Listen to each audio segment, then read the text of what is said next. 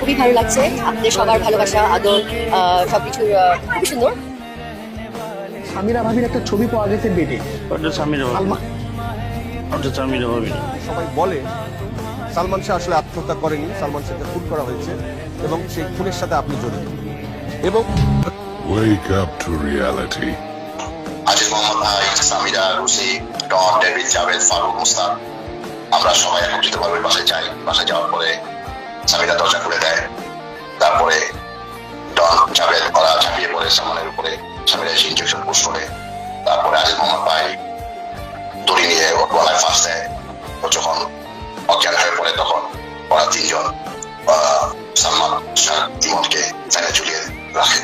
এই হত্যাকাণ্ড ডনের সাথে সামিরার হাত আছে। ডন সালমান শাহর অগোচরে ইস্কাটন বাসা আসা যে ব্যাগে যে ওষুধ পাওয়া গিয়েছিল সেটা হলো লোকাল অ্যানেস্থেসিয়া যেটাকে বলা হয়, যেটাকে মানুষ অজ্ঞান করার জন্য ব্যবহার করা হয়। আবার আরেকটা বিষয় বলা হয়েছে যে তার বুকের ডান পাশে এবং বাম পাশে আঘাতের চিহ্ন পাওয়া গেছে এবং সেটা কালো দাগ হিসেবে ছিল, যেটা আদালত স্পষ্টভাবে বলেছেন যে এইখানে যে আঘাতের চিহ্ন পাওয়া গেছে সেটা অপমৃত্যু হতে পারে না, আত্মহত্যা হতে পারে না, সেটা অন্য কোনো ব্যক্তি কিংবা অন্য কেউ দ্বারা, অন্য মানে বেশি ব্যক্তি দ্বারা আঘাত হতে পারে, শক্ত কোনো আঘাত হতে পারে, সেটা আদালত স্পষ্টভাবে বলেছে।